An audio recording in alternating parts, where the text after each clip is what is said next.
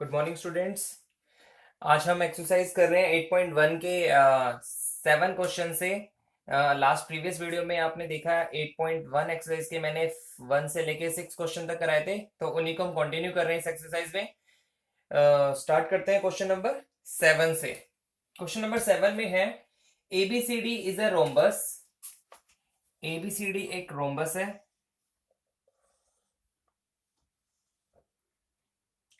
और इसके अंदर हमें शो करना है एसी पहले मैं इसके नाम रख देता हूं, ए बी सी डी। और इसमें हमें शो करना है diagonal AC bisect angle A. एक डायगनल है इसका एसी, वो एंगल ए को बाइसेक्ट कर रहा है। And diagonal BD bisect angle B. और जो ये बीडी है उसको, जो एंगल बी है वो बाइसेक्ट कर रहा है एंगल डी को भी, जो इसका डायगनल है बीडी। ठीक है, तो फिर से बता देता हूं मैं। जो डायगोनल एसी है वो एंगल ए को भी बाइसेक्ट करता है, एंगल सी को भी बाइसेक्ट करता है। और जो डायगोनल बीडी है वो एंगल बी को भी बाइसेक्ट करता है और एंगल डी को भी डाइसेक्ट करता है। ठीक है, तो अब हम स्टार्ट करते हैं। देखो, अभी हमें इसमें प्रूफ तो ये करना है जो आपका क्वेश्चन में लिखा है।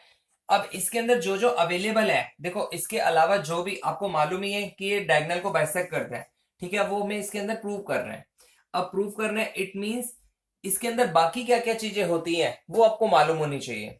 सबसे पहले इसमें सारी की सारी साइड इक्वल होती हैं, ठीक है, ये मालूम है आपको। A B B C C D और डी ए, क्लियर है आपको। और दूसरी चीज क्या होती है इसके जो डायगोनल्स होते हैं वो 90 डिग्री पे कट करते हैं। ठीक है, जो डायगोनल्स होते हैं वो 90 डिग्री पे कट करते हैं। इट मींस ये वाला, ये इसकी प्रॉपर्टी है। तो हमें इन्हीं सबकी हेल्प से इस क्वेश्चन को सॉल्व करना है। और इसके डायगोनल इक्वल नहीं होते, ये भी ध्यान रखना। ठीक है, तो हम शुरू करते हैं। इसमें हम नंबर डाल लेते हैं। सपोज इसको मैं एंगल 1 दे देता हूं, इसको 2, इसको 3 और इसको 4। तो अब देखो हम लिखेंगे यहां पर since ABCD is a rhombus, then AB is equal to BC is equal to CD is equal to DA। ये तो चारों साइड इक्वल हो गई। ठीक है, अब क्योंकि because CD is equal to DA, आपको मालूम है CD और DA इक्वल है। और अगर CD और DA इक्वल है तो इट मींस इस लाइन के सामने वाला एंगल ये और इस लाइन के सामने वाला एंगल ये इक्वल होंगे। तो एंगल 1 इक्वल टू एंगल 2 होगा। ठीक है, हम क्या लिख सकते हैं यहां पर, angles opposite to equal sides of a triangle are equal. ठीक है, पता था आपको ट्रायंगल के अंदर जो साइड्स इक्वल होती हैं उनके अपोजिट एंगल भी इक्वल होते हैं। तो अभी क्लियर हो गया, ये और ये लाइन दोनों इक्वल है। इट मींस इसके सामने वाला एंगल ये और इसके सामने वाला एंगल ये दोनों भी इक्वल होंगे। तो इसलिए लिख दिया हमने angle 1 equal to angle 2। Clear. अब आपको मालूम है कि जो CD है, CD पैरेलल है AB के। ये तो एक रोम्बस की प्रॉपर्टी है कि क्योंकि जो रोम्बस होता है वो भी पैरेललोग्राम होता है, हम लिख सकते हैं because rhombus is a parallelogram. Rhombus parallelogram होता है, इट मींस इसके आमने सामने की लाइन पैरेलल होती है। ये भी हम यहां लिख सकते थे कि AB पैरेलल है CD के और AD पैरेलल है BC के। ये सब चीजें मैंने वो लिखी हैं जो हमें मालूम है, जो एक रोम्बस के अंदर होती हैं। तो आपको मालूम है CD और AB पैरेलल है। ठीक है, CD और AB अगर पैरेलल है तो AC क्या है, तो AC आपका एक डायगोनल है। ठीक है, या हम कह सकते हैं कि ये ट्रांसवर्सल है। तो और हम इसमें लिख देंगे this C D parallel A B, C D और ए बी पैरेलल है, ठीक है। और क्या है दूसरी चीज, ए सी जो है वो ट्रांसवर्सल है। तो इसका मतलब जो एंगल 1 होगा एंगल 3 के इक्वल हो जाएगा। क्लियर है, नो डाउट। देखो ये लाइन और ये लाइन पैरेलल है, क्या लिखा मैंने, सी डी और ए बी, ये दोनों लाइन पैरेलल है और ये उसको क्रॉस कर रही है। इट मींस एंगल 1 के इक्वल एंगल 4 हो जाएगा। ये कौन से होते हैं, ऑल्टरनेट ऑपोजिट एंगल, एंगल 1 और एंगल 3 हो गया। और इसी हिसाब से हम बोल सकते हैं सिमिलरली एंगल 2 और एंगल 4 भी इक्वल होगा, जो एंगल 2 होगा एंगल 4 भी वही होगा। क्लियर है यहां पर। तो अब देखो इसको मैंने नंबर 1 डाल दिया, इसको हमने नंबर 2 डाल दिया और इसको हम नंबर डाल देते हैं 3। तो 1 2 के इक्वल है, 2 4 के इक्वल है, 1 3 के इक्वल है। तो कुल मिला के 1 अगर 2 के इक्वल है और 1 3 के भी इक्वल है, इसका मतलब एंगल 2 और एंगल 3 भी इक्वल हो जाएंगे, क्योंकि 1 2 के इक्वल है, 1 3 के इक्वल है। इट मीन्स 2 और 3 भी इक्वल हो गए। और 1 2 के इक्वल 4 है, 1 2 के इक्वल था, 2 के इक्वल 4 है, तो 2 और 4 भी इक्वल हो गए, 1 और 4 भी इक्वल हो गए। एंड एंगल 1 और एंगल 4 भी इक्वल हो गए। क्लियर है। तो इसका मतलब क्या हुआ, अब ये दोनों एंगल इक्वल है। इट मींस AC जो है एंगल C को बाइसेक्ट करा, एंगल 1 और एंगल 4 भी इक्वल है। इट मींस एंगल A को भी बाइसेक्ट किया। तो हम लिख सकते हैं AC bisect angle A as well as angle C। Clear है। यही इसके अंदर हमें प्रूव करना था। क्वेश्चन नंबर इसका जो फर्स्ट पार्ट था, जो AC डायगोनल है वो एंगल A को भी बाइसेक्ट करता है और एंगल C को भी बाइसेक्ट करता है। और अब जो दूसरा बोला था हमें, जो BD है, अगर हमने इसको सोल्व किया तो सेम टू सेम हम उसको भी सोल्व कर सकते हैं। तो आपको पेपर में सोल्यूशन करने की जरूरत नहीं है, आप सीधा लिख सकते हैं अगर ऐसा है तो सिमिलरली जो BD है वो क्या करेगा, BD बाइसेक्ट करेगा एंगल B को भी और एंगल D को भी। ठीक है। तो इतना ही था बस केवल इस क्वेश्चन के अंदर।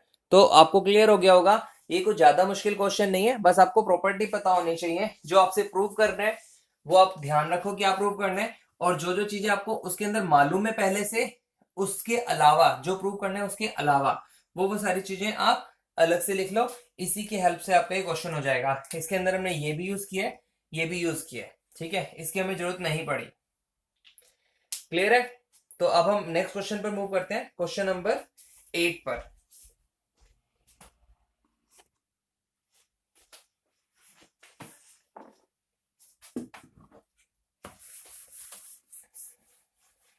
तो क्वेश्चन नंबर 8 हम स्टार्ट कर रहे हैं। क्वेश्चन नंबर 8 में लिखा है ABCD is a rectangle in which diagonal AC bisect angle A as well as angle C।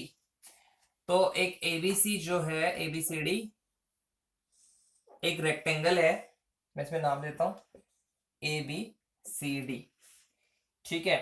और इसमें बताया गया है जो डायगोनल है AC वो एंगल A को भी बाइसेक्ट करता है और एंगल C को भी बाइसेक्ट करता है। तो ये तो अभी हमने लास्ट क्वेश्चन जो किया है उसके अंदर भी ऐसा ही था, एंगल A को भी बाइसेक्ट कर रहा है और एंगल C को भी बाइसेक्ट कर रहा है। मैं यहां नंबर लिख देता हूं 1 2 3 4। अच्छा, इसके अंदर अब हमें शो करना है ABCD is a square. ABCD ये जो पूरा है ये एक स्क्वायर है, ठीक है। और दूसरी चीज हमें प्रूव करनी है जो BD है वो बाइसेक्ट कर रहा है एंगल B को भी और एंगल D को भी, जो अभी हमने लास्ट क्वेश्चन में किया था, ठीक है। तो ये भी बहुत सिंपल क्वेश्चन है, ज्यादा मुश्किल नहीं है। देखो सबसे पहले आपको मालूम है ABCD एक रेक्टेंगल है। अब रेक्टेंगल जो होता है मैंने आपको स्टार्टिंग की वीडियो में बताया भी था, जो रेक्टेंगल होता है उसको हम पैरेललोग्राम भी बोल सकते हैं। तो हम यहां लिख सकते हैं since ABCD is a rectangle then it is parallelogram also. और अगर ये पैरेललोग्राम है तो उसका मतलब क्या हुआ, जो ए बी है वो पैरेलल होगी सी डी के, और ए डी जो है वो पैरेलल होगी बी सी के। ये तो क्लियर है, ये आपको मालूम भी है किसी भी पैरेललोग्राम में आमने सामने की जो लाइंस होती हैं वो पैरेलल होती हैं। ठीक है, और अब हमें एक चीज और दी हुई है, जो एसी डायगोनल है वो एंगल ए को भी बाइसेक्ट कर रहा है, एंगल सी को भी बाइसेक्ट कर रहा है। ठीक है, इसका मतलब एंगल 1 और एंगल 4 इक्वल है, और एंगल 2 और एंगल 3 भी इक्वल है। क्लियर, इसको मैंने नंबर 1 दे दिया। क्लियर है। अब देखो, आपको मालूम है ये ए बी और सी डी, हमने यहां पे लिखा है ए बी और सी डी पैरेलल है। तो अगर ए बी और सी डी पैरेलल है, if A B parallel C D and A C is a transversal, A B और सी डी पैरेलल है और ए सी ट्रांसवर्सल है, तो एंगल 1 के इक्वल एंगल 3 होगा, और एंगल 4 के इक्वल एंगल 2 होगा। ठीक है, ये क्या है, ऑल्टरनेट इंटीरियर एंगल है। मालूम है आपको, दो लाइन पैरेलल है और एक क्रॉस कर रही है, इट मींस ये एंगल और ये एंगल इक्वल होता है, और ये एंगल और ये एंगल भी इक्वल होता है। तो मैं इन्हीं की बात कर रहा हूं, इसको मैं नंबर देता हूं 2। तो अब देखो 1 4 के इक्वल है और 1 3 के भी इक्वल है। इसका मतलब क्या हुआ, 3 और 4 भी इक्वल हो गए, और 2 और 4 के इक्वल है, 2 और 3 के इक्वल है। इट मींस चारों एंगल इक्वल हो गए। क्लियर है, तो हम कह सकते हैं एंगल 2 और एंगल 4 भी इक्वल है। अच्छा, ये तो हमने लिख ही दिया है, एंगल 2 और एंगल 4 इक्वल है। तो अब देखो, हमें पता चला एंगल 3 और एंगल 4 भी इक्वल होंगे। ये हम लिख सकते हैं यहां पर, फ्रॉम 1 एंड 2, जब एंगल 1 4 के इक्वल है, 1 3 के इक्वल है, इसका मतलब ये भी बना एंगल 3 और एंगल 4 भी इक्वल हो गए। और सेम एंगल 2 3 के इक्वल है, एंगल 2 4 के भी इक्वल है, और 4 एंगल 1 के भी इक्वल है। तो हम कहेंगे एंगल 1 और एंगल 2 भी इक्वल है। तो अब हम अगर हम इस ट्रायंगल की बात करें, ये ट्रायंगल की बात करें, तो एंगल 3 और एंगल 4 इक्वल है। एंगल 3 और एंगल 4 इक्वल है, इसका मतलब एंगल 3 के सामने वाली लाइन ए बी और एंगल 4 के सामने वाली लाइन बी सी, ये भी इक्वल होंगी। और सेम केस इसमें एंगल 1 और एंगल 2 इक्वल है, तो एंगल 1 के सामने वाली लाइन सी डी और एंगल 2 के सामने वाली लाइन ए डी, ये भी इक्वल होंगी। ठीक है, और आपको मालूम है ये सारे के सारे एंगल्स भी इक्वल थे, जो हमने फर्स्ट और सेकंड प्रॉपर्टी से हमें पता चल रहा था। We know angle 1 equal to angle 2 equal to angle 3 equal to angle 4। ठीक है, और इसी वजह से जो लाइन होगी ए बी भी बी सी के इक्वल होगी, सी डी के इक्वल होगी, और डी ए या ए डी के इक्वल होगी। और अगर चारों लाइन इक्वल है तो इसका मतलब क्या हुआ कि जो ए बी सी डी है वो आपका एक स्क्वायर है। ठीक है, क्लियर है। तो ये तो आपका हो गया फर्स्ट का सॉल्यूशन। और इसका जो सेकंड पार्ट है, जिसमें अब वो कह रहा है कि जो आपका बीडी है वो बाइसेक्ट कर रहा है एंगल बी को भी और एंगल डी को भी, तो आप सिंपल सा एक लॉजिक लिख सकते हैं। क्या लॉजिक लिखेंगे, since ABCD is a square, क्योंकि अब हमने इसको प्रूव कर दिया, क्योंकि एबीसीडी स्क्वायर है, तो क्या होगा, उसके जो डायगोनल होंगे वो आमने सामने वाले एंगल्स को बाइसेक्ट करेंगे। ठीक है, ये भी इसकी प्रॉपर्टी होती है। तो हम इसमें हमें प्रूव करने की भी जरूरत नहीं है, हम सीधा लिख सकते हैं since ABCD is a square then angle B, sorry, जो डायगोनल है बीडी बाइसेक्ट करेगा एंगल बी को भी एंड एंगल डी को भी। तो आप सेकंड के सॉल्यूशन में केवल ये लिख सकते हैं। अदरवाइज अगर आप इसका पूरा सॉल्यूशन करना चाहते हैं तो आप अपनी तरफ से कर सकते हैं। मैं आपको समझा देता हूं। मान लो इसको हम नंबर देते हैं 5 6, इसको हम देते हैं 7, और इसको हम 7 देते हैं, इसको 8। तो देखो, अब ये दोनों लाइन पैरेलल है, ये ट्रांसवर्सल है, 5 और 7 इक्वल हो जाएंगे। सेम ये ट्रांसवर्सल है, ये दोनों पैरेलल है, तो 6 और 8 भी इक्वल हो जाएंगे, है ना। और अब जब ये इक्वल हो गए और ये वाले इक्वल हो गए, तो उससे हमें पता चल जाएगा कि ये जो है जो बीडी है वो बाइसेक्ट कर रहा है आपके इस जो बीडी डायगोनल है वो एंगल बी और एंगल डी को बाइसेक्ट कर रहा है। ठीक है, तो ये आपका सॉल्यूशन था, सॉल्यूशन नंबर 8। अब हम बढ़ते हैं आगे सॉल्यूशन नंबर 9 पर।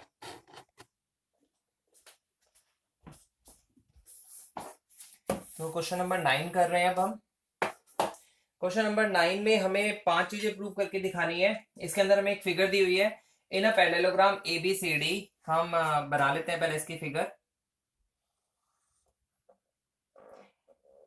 मैथ्स के किसी भी क्वेश्चन में जो ज्योमेट्री क्वेश्चन है, अगर आप उसमें फिगर बनाते हैं तो आपका जो मार्क्स है उसमें आपको मार्क्स भी अच्छे मिल जाते हैं। फिगर बनानी बहुत जरूरी है। अब बिना फिगर बनाए आप क्वेश्चन भी नहीं कर सकते और आपको मार्क्स तो फिर बहुत ही मुश्किल है मिलना।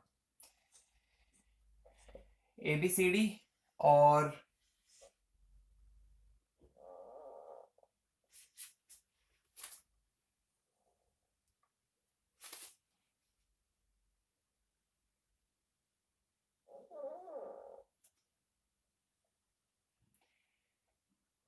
P और Q। अब इसमें हमें 5 चीजें प्रूव करनी है। चलो पहले हम क्वेश्चन पढ़ लेते हैं। ABCD is a parallelogram, 2 points P and Q are taken on diagonal BD। P और Q जो 2 पॉइंट्स है वो BD जो डायगोनल है उसके ऊपर हमने 2 पॉइंट लिए हुए हैं। ठीक है, उसके बाद BP और CQ, BP और सॉरी DP एंड BQ ये इक्वल है। मैं लिख देता हूं DP इक्वल टू BQ, ये इक्वल दिया हुआ है। उसके बाद हमें शो करना है, क्या शो करना है, एंगल APD कॉन्ग्रुएंट है एंगल CQB के। और सेकंड प्रूव करना है हमें, ये फर्स्ट है। सेकंड हमें प्रूव करना है AP और CQ इक्वल है। थर्ड नंबर पे हमें प्रूव करना है एंगल AQB कॉन्ग्रुएंट है एंगल CPD के, ट्रायंगल सॉरी। 4 हमें प्रूव करना है AQ और CP इक्वल है। और फिफ्थ हमें प्रूव करना है APCQ जो है वो पैरेललोग्राम है। तो शुरू करते हैं। ये भी कुछ ज्यादा मुश्किल क्वेश्चन नहीं है, बड़ा ही आसान क्वेश्चन है। देखो हम इसी की बात करते हैं। सबसे पहले in triangle APD and triangle CQB, APD ये वाला एंगल ट्रायंगल और CBQ ये वाला CQB। ठीक है, अब देखो इसके अंदर आपको मालूम है AD और CB पैरेलल है। Since AD parallel BC and BD is a transversal. तो क्या होगा, अगर ये ट्रांसवर्सल है, ये दोनों पैरेलल और ये ट्रांसवर्सल है, इट मींस ये एंगल और ये एंगल इक्वल होंगे। ठीक है, ये तो हम करते आए हैं। तो हम लिख देंगे एंगल ADP इक्वल होगा एंगल CBQ के। ठीक है, इसको हम क्या लिख सकते हैं, ऑल्टरनेट ऑपोजिट एंगल, ये लिखते हैं। इसमें हम लिख सकते हैं alternate interior angle, not opposite, alternate interior angles. Alternate interior angle equal हो गए। ठीक है, अब एक चीज हमने प्रूव कर दी। सेकंड, ये और ये पैरेलल है, इट मींस पैरेललोग्राम के अंदर ये इक्वल भी होते हैं। आपको मालूम है क्वेश्चन में लिखा था ना सबसे पहले शुरू में कि ये जो ABCD है वो पूरा पैरेललोग्राम है। तो AD और BC पैरेलल है और क्या होंगे, ये इक्वल भी होंगे। AD इक्वल BC है ना, हम लिख सकते हैं lines opposite in a parallelogram are equal. तो हम एक ये एंगल प्रूव कर चुके हैं और ये एक साइड इक्वल प्रूव कर चुके हैं। अब ये जो थर्ड है ये वाला, ये हमें गिवन है क्या गिवन है हमें, जो डीपी है, लिखा था ना यहाँ पे, डीपी है, और जो बीक्यू है, ये हमें गिवन है, ये इक्वल है। तो तीन चीजें हमने प्रूव कर दी। तो इस बिहाफ पे हम क्या कह सकते हैं कि एंगल एपीडी जो है वो कॉन्ग्रुएंट है एंगल सी क्यू बी के। क्लियर हो गई ये चीज। नेक्स्ट नेक्स्ट में हमें बताना है एपी और सी क्यू। देखो एपी और सी क्यू ये इक्वल है, तो बिल्कुल इक्वल है, हम लिख सकते हैं यहां पर AP equal to C Q by CPCT. अभी तो हमने प्रूव करा, ये और ये हमने कॉन्ग्रुएंट प्रूव कर दिए। इट मींस ये वाली साइड और इसके कॉरेस्पॉन्डिंग ये वाली साइड इक्वल होगी। क्लियर है। तो दो चीजें होगी हमारी। Third A B Q. अब हम करते हैं third number, in triangle A B Q and CPD. इसकी बात कर लेते हैं, ए बी क्यू ये वाला, ठीक है, और सी पी डी ये वाला ट्रायंगल। तो देखो अब इसमें भी सेम चीजें हैं, आपको मालूम है ए बी, और जिसमें बता रहा हूं इसमें मैं सारी चीजें नहीं लिखूंगा, ए बी और सी डी पैरेलल है और बी डी ट्रांसवर्सल है। इसका मतलब क्या हुआ, इसका मतलब ये वाला जो एंगल है और ये वाला जो एंगल है ये दोनों इक्वल होंगे। ठीक है, तो मैं लिख देता हूं ए बी क्यू इक्वल होगा सी डी पी के।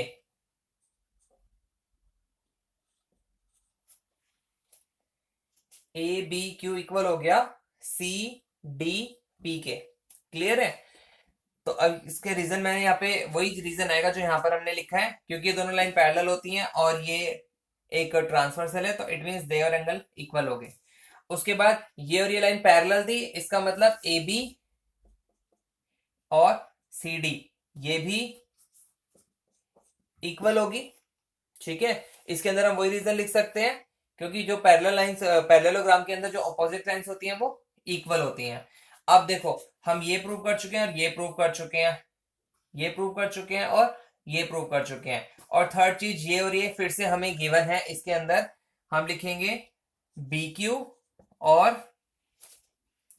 डीपी, ये गिवन है हमें, ये गिवन है। इट मींस तीनों चीजें होगी फिर से हमारी, ये साइड, ये एंगल और ये साइड।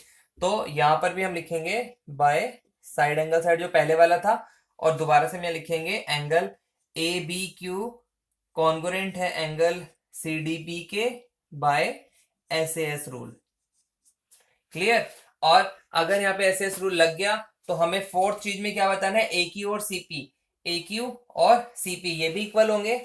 ठीक है ना, मैं लिख देता हूं A B equal to, sorry, A Q equal to CP by CPCT से।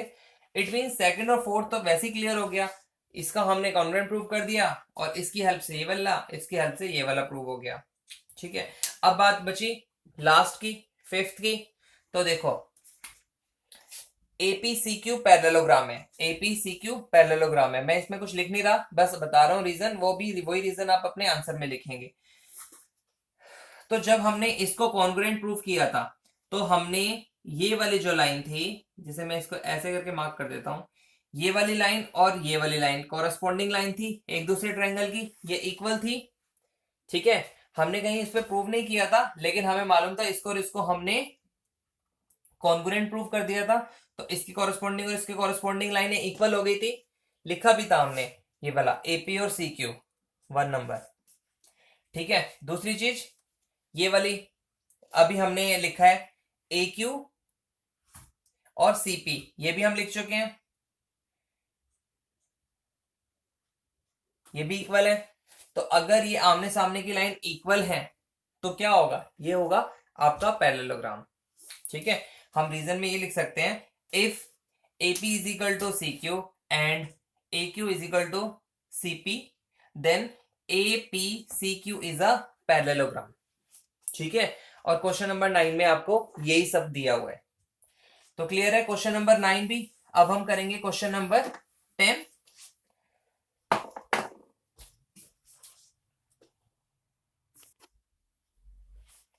तो क्वेश्चन नंबर 10 है।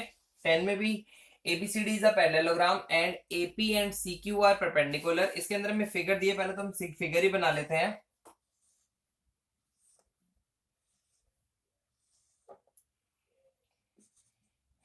ABCD और ये दिया हुआ है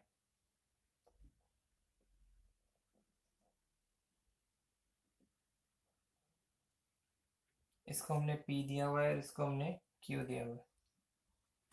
तो क्वेश्चन में है ABCD is a parallelogram and AP and CQ are perpendicular. जो AP है और CQ है वो परपेंडिकुलर है। किस लाइन पर परपेंडिकुलर है? BD पर परपेंडिकुलर है। परपेंडिकुलर है का मतलब ये भी 90 डिग्री होगा, ये भी 90 डिग्री का एंगल होगा। ये तो क्लियर है। और और हमें क्या दिया हुआ है? शो करना है इसके अंदर हमें APB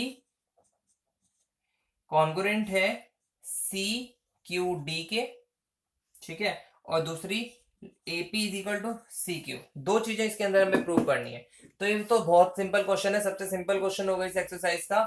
हम सिंपल से लिखेंगे in triangle APB and triangle CQD। तो देखो आपका ये वाला एंगल, एंगल APB इक्वल है एंगल CQD के। कैसे एंगल है? हम यहां पर रीजन क्या लिखेंगे? AP and CQ are perpendicular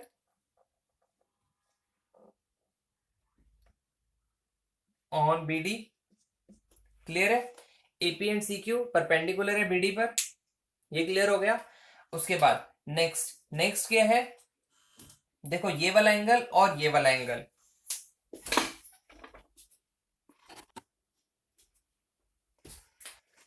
तो आपका ये वाला एंगल और ये वाला एंगल इक्वल होगा। तो मैं लिख सकता हूं इसमें एंगल ABP और एंगल CDQ।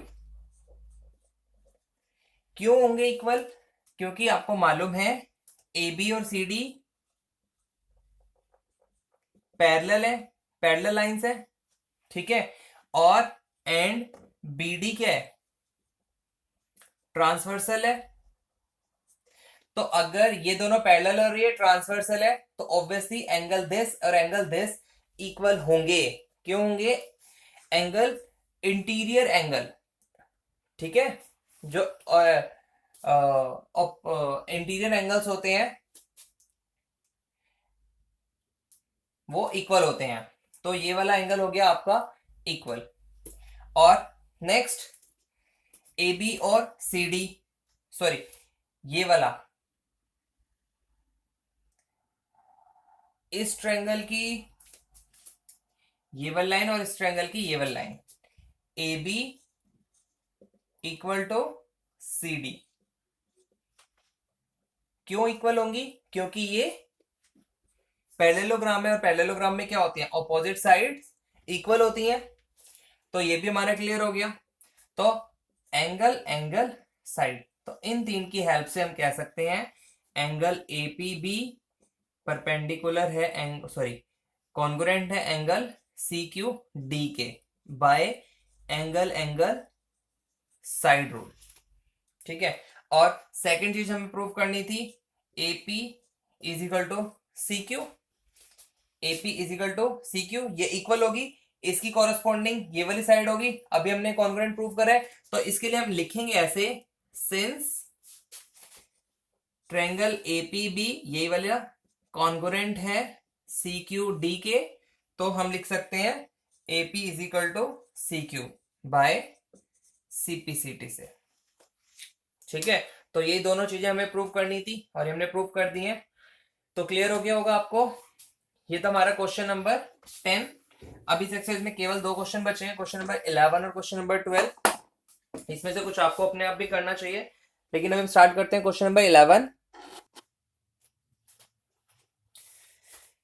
क्वेश्चन नंबर 11 में हमें एक फिगर दी हुई है। पहले तो हम फिगर बना लेते हैं वो।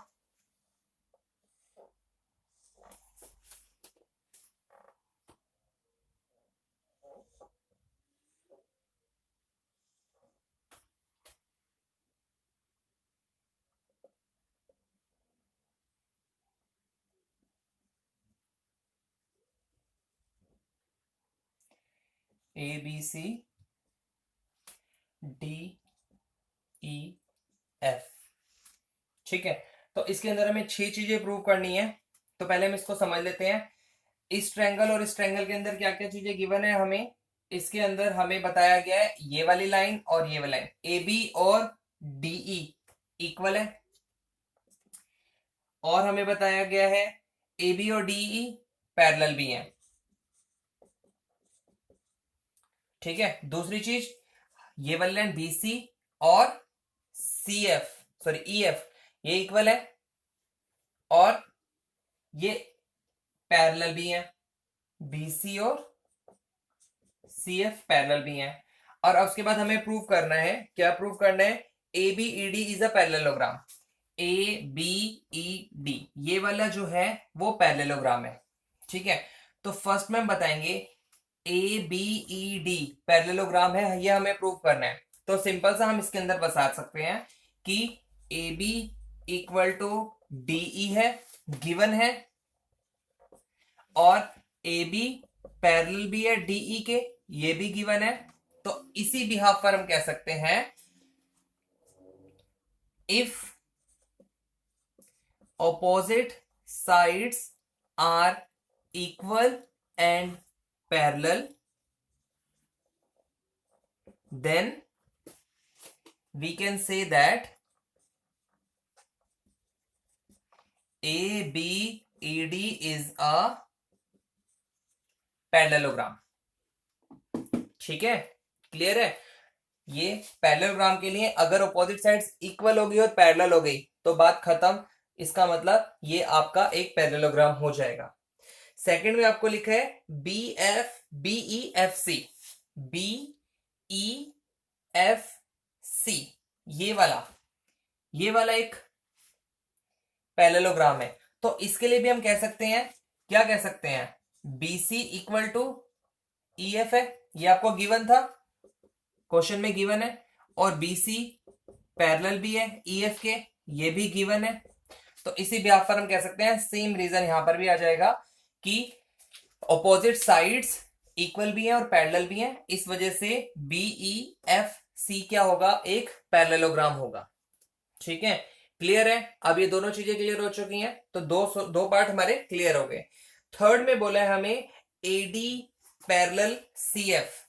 थर्ड में क्या बोला है हमें, जो प्रूव करना है AD पैरेलल CF, ये AD और ये पैरेलल है CF के, ये हमें प्रूव करना है। और AD equal to CF, AD और CF इक्वल भी हैं। ठीक है, तो देखो सिंपल से हम क्या क्या प्रूव कर चुके हैं, ये वाला पैरेललोग्राम ये भी प्रूव कर चुके हैं, और ये भी प्रूव कर चुके हैं। तो इसका मतलब क्या हुआ, हम लिख सकते हैं फ्रॉम 1 and 2, ठीक है ना। 1 and 2 में क्या था, AD और BE भी पैरेलल हो गई थी और इक्वल भी हो गई, क्योंकि ABED क्या था, पैरेललोग्राम था, है ना। तो उसके अंदर हम लिख सकते थे AD पैरेलल थी BE के। ये कहां से मिला था हमें, फ्रॉम फर्स्ट से मिला था। और BE पैरेलल थी CF के, ये हमने किस में सॉल्यूशन किया था, सेकंड में सॉल्यूशन किया था, याद होगा आपको, है ना। तो अब हम इसको अगर हम 4 दे दें, थोड़ी 3 नंबर दे दें और 4 नंबर दे दें, एंड फ्रॉम 3 and 4 से क्या होगा, जब ये लाइन इसके पैरेलल है और ये लाइन इसके पैरेलल है, तो इट मींस AD जो है वो CF के भी पैरेलल होगी। क्लियर है। और अगर ये पैरेलल है तो वो इक्वल भी होगी। तो जो हमने फर्स्ट और सेकंड पार्ट में सॉल्यूशन किया, उन्हीं दोनों की हेल्प से हमारा थर्ड का भी सॉल्यूशन हो गया। क्लियर होगा। क्वेश्चन नंबर 4, इसके 4 के अंदर लिखा है quadrilateral ACFD is a parallelogram. ACFD is a parallelogram. अब क्योंकि हम थर्ड में हम प्रूव कर चुके हैं, क्या प्रूव कर चुके हैं कि ये AD और CF पैरेलल है, AD और CF पैरेलल है और इक्वल भी है। इट मींस हम यहां लिखेंगे AD पैरेलल है CF के, प्रूव्ड अबव।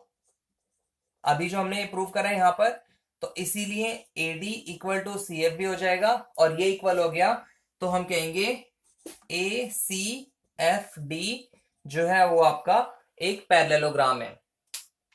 ये केवल एक के बाद एक कनेक्शन मिल रहा है सबके अंदर, जो हमने पहले से प्रूव करा, जो सेकंड पहले दो में जो हमने प्रूव करा उस दोनों की हेल्प हमने थर्ड वाले पार्ट में ले ली, और थर्ड वाले पार्ट में जो प्रूव करा उसकी हेल्प हमने फोर्थ पार्ट में ले ली। ठीक है, और फिफ्थ के अंदर लिखा है AC is equal to DF। AC और DF ये भी इक्वल है, ये हमें प्रूव करना है। ठीक है, तो ये वाला भी हम प्रूव कर सकते हैं। कैसे होगा? ये फोर्थ के साथ कनेक्शन है। फोर्थ के साथ कैसे कनेक्शन है? फोर्थ में हमने प्रूव किया है ACFD पैरेललोग्राम है, तो अगर ये पैरेललोग्राम है लिखेंगे हम since ACFD is a parallelogram proved above. ठीक है, तो हम लिख सकते हैं इसलिए AC जो है वो DF के भी पैरेलल होगी और इक्वल भी होगी। क्लियर है? तो ये हमारा फिफ्थ पार्ट भी हो गया। अब हम बात करते हैं इसके सिक्स पार्ट की। सिक्स पार्ट में लिखा है ABC और DEF। ABC और DEF क्या है? आपके कॉन्ग्रुएंट है। ABC कॉन्ग्रुएंट है DEF के, ये हमें प्रूव करना है। तो ये भी सिंपल है। कैसे सिंपल है? AB is equal to DE था, गिवन था ये तो। उसके बाद BC इक्वल टू EF था, ये भी गिवन था। और जो AC है वो इक्वल DF के, AC इक्वल टू DF ये हम प्रूव कर चुके हैं, प्रूव्ड अबव। तो क्या हुआ? तो हमने तीनों चीजें प्रूव कर ली, इसलिए हम लिख सकते हैं एंगल ABC कॉन्ग्रुएंट है ट्रायंगल DEF के बाय SSS रूल। तो ये 6 के 6 पार्ट आपस में इंटरलिंक थे। पहले दो के बाद तीसरा पार्ट जो था वो बेस था फर्स्ट टू पर, फोर्थ था वो थर्ड पर बेस था, फिफ्थ था जो वो फोर्थ पर बेस था, और जो सिक्स था वो फिफ्थ पर बेस था। ठीक है, तो ये 6 के 6 पार्ट कर दिए हमने। अब हमारा एक लास्ट क्वेश्चन रह गया है, क्वेश्चन नंबर 12। तो क्वेश्चन नंबर 12 मैं चाहता हूं आप लोग इसको खुद से करें, अपने आप करें, ट्राई करें, और अगर इसमें कोई प्रॉब्लम आती है तो मुझसे पूछ लें कमेंट बॉक्स में, और कोई भी प्रॉब्लम होगी मैं उसमें सॉल्यूशन दे दूंगा आपको।